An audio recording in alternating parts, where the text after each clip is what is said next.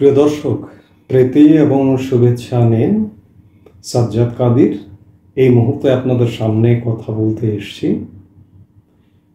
Yunus Elon মাস্কের সাথে কথা বলার নাটকের পর এবার ইলন মাস্কের দপ্তর বাংলাদেশে যুক্তরাষ্ট্রের আরেকটি ফান্ড বন্ধ করে দিল। এই প্রসঙ্গটি নিয়ে কথা বলব।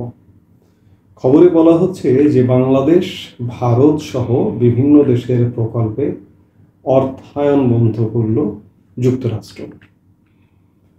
এটি বাংলাদেশের গণমাধ্যমের খবর। এই জন্য বাংলাদেশের সঙ্গে ভারত ত্যাগ করেছে খুব স্বাভাবিকভাবে। ভারতের অর্থ সাহায্যটা ছিল খুব সামান্য পরিমাণ। বিশাল দেশ, বাংলাদেশের মতো 22টা আয়তনের দেশ, কিংবা জনসংখ্যায় বাংলাদেশের তুলনায় প্রায় 8 গুণ বড়, সেই দেশে ভারতের জন্য যে সামান্য ফান্ড বন্ধ করেছে, ভারতের তাতে কিচ্ছু যায় আসবে না। কিন্তু বাংলাদেশের জন্য বড় ধরনের যায় আসবে, কারণ বাংলাদেশ এই মুহূর্তে ভয়াবহ অর্থনৈতিক সংকটে। আওয়ামী লীগ সরকার চলে গেছে। চলে যাবার পরে আওয়ামী লীগ সরকার একটি পর্যায়ে রেখেছিল, একটি জায়গায় রেখেছিল। সেখানে দুর্নীতি ছিল, অব্যবস্থাপনা ছিল, দুঃশাসন ছিল। আমি যদিও সেই দুর্নীতি, দুঃশাসন, অব্যবস্থাপনা নিয়ে আর আলাপ করতে চাই না, তারপরে আত্মসমালোচনার জন্য আওয়ামী লীগ নেতাদেরও বলবো যে আপনারাও আলাপ করুন, আওয়াজ তুলুন। আমরা আগামীর রাজনীতি পরিচ্ছন্ন রাজনীতি চাই। সেই জায়গা থেকে আলাপগুলো এসে যায়।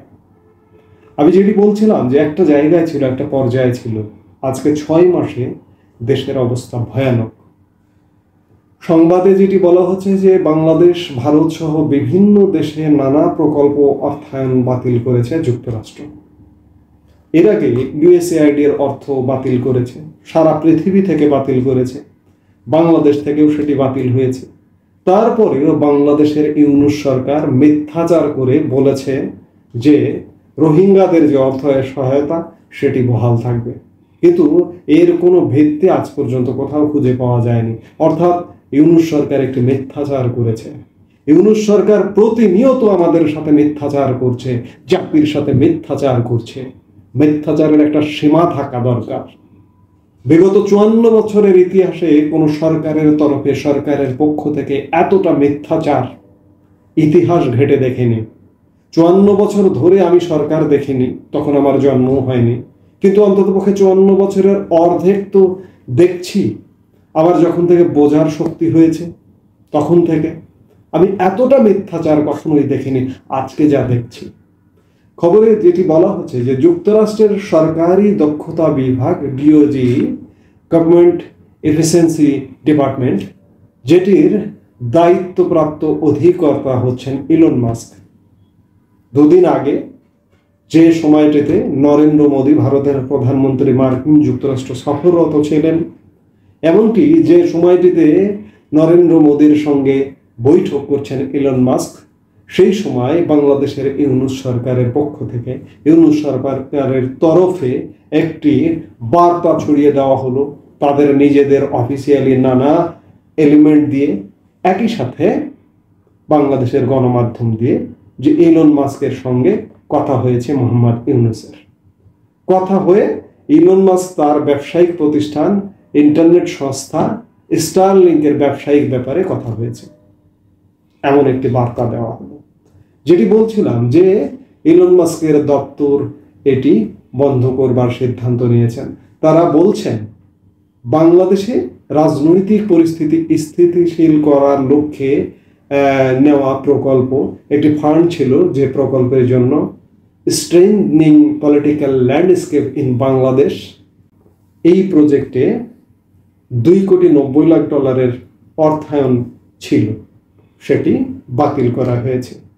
স্থানীয় সময় শনিবার দিবাগত রাতে সামাজিক যোগাযোগ মাধ্যম এক্সে এক পোস্টে এই অর্থায়ন বাতিলের কথা জানায় DOJ। তাতে বলা হয়েছে যুক্তরাষ্ট্রের করদাতাদের দেওয়া অর্থ নিম্নোক্ত ক্ষেত্রগুলোই খরচ হতে যাচ্ছিল, যেগুলোর সবকটি বাতিল করা হয়েছে। এরপর ধারাবাহিকভাবে এই প্রকল্প বাস্তবায়নের দেশ ও অঞ্চল এবং অর্থের পরিমাণ উল্লেখ করা হয়েছে। যুক্তরাষ্ট্র ভিত্তিক সংস্থা ডেমোক্রেসি ইন্টারন্যাশনালের ওয়েবসাইটে দেওয়া তথ্য অনুযায়ী strengthening political landscape in Bangladesh SPL প্রকল্পে অর্থায়ন করে যুক্তরাষ্ট্রের আন্তর্জাতিক উন্নয়ন সংস্থা ইউএসএআইডি ও যুক্তরাজ্যের department for international development DFID. এই প্রকল্পের আওতায় বাংলাদেশের রাজনৈতিক দলগুলোর সক্ষমতা বৃদ্ধি, রাজনৈতিক দলগুলো ও ভোটারদের সম্পর্ক জোরদার করা এবং রাজনৈতিক সহিংসতা কমানোর লক্ষ্যে কাজ করা হয়। এক্সে ডিওজির পোস্ট অনুযায়ী বাংলাদেশের প্রতিবেশী দেশ ভারত ও নেপালেও বিভিন্ন প্রকল্পে অর্থায়ন বাতিলের সিদ্ধান্ত নিয়েছে যুক্তরাষ্ট্র সরকার। ভারতে ভোটার উপস্থিতি বাড়ানো সংক্রান্ত প্রকল্পে $2,10,00,000 অর্থায়ন বাতিল করা হয়েছে। বাংলাদেশে কত করা হলো? বাংলাদেশে করা হয়েছে $2,90,00,000, 18 কোটির দেশে। আর 150 কোটির দেশে ভারতে বাতিল করা হয়েছে $2,10,00,000। আমি যেটি শুরুতেই বলছিলাম যে ভারতের কিচ্ছু যায় আসবে না, কিন্তু বাংলাদেশের যায় আসবে। বাংলাদেশে একটির পর একটি অর্থায়ন বন্ধ হয়ে যাচ্ছে। এই অর্থায়ন বন্ধের প্রভাবটা কিভাবে পড়বে, কি ভয়ঙ্করভাবে পড়বে, আজকে আমি এই জায়গায় বসে কল্পনাও করতে পারছি না। কারণ বাংলাদেশের এই যে এক অর্থ আরেক জায়গা থেকে আরেক জায়গায়, এই যে অর্থের যে বিনিময় হয়, এই বিনিময়টা বন্ধ হয়ে যাবে। এই যে ইউএসএআইডি বাংলাদেশে অর্থায়ন করা বন্ধের ফলে ইতিমধ্যেই নন গভর্নমেন্ট অর্গানাইজেশন এনজিও সেক্টরে ব্যাপক প্রভাব পড়েছে। বিশ্বের সর্ববৃহৎ একটি এনজিও ব্র্যাকের বহু প্রকল্প বন্ধ হয়ে গেছে। এছাড়া আরো নানা ধরনের বিভিন্ন ধরনের এনজিও বন্ধ হয়ে গেছে। আইসিডিডিআরবি 5,000 কর্মীর মধ্যে 1,000 কর্মী ছাঁটাই করতে বলেছে। মার্কিন যুক্তরাষ্ট্র সাম্প্রতিক সময়ে যেসব পদক্ষেপ নিচ্ছে, অর্থাৎ ব্যয় সংকোচনের পদক্ষেপ, তারা একটি আলাদা দপ্তরই করেছে, ডিপার্টমেন্ট অফ গভর্নমেন্ট এফিসিয়েন্সি, যে দপ্তরের কাজ হচ্ছে মার্কিন সরকারের ব্যয় সংকোচন। এই ব্যয় সংকোচন করতে গিয়ে নানা ধরনের পদক্ষেপ নিচ্ছে। সারা পৃথিবীব্যাপী দান, অনুদান, সাহায্যের যত পদক্ষেপ সব ক্লোজ করে ফেলছে।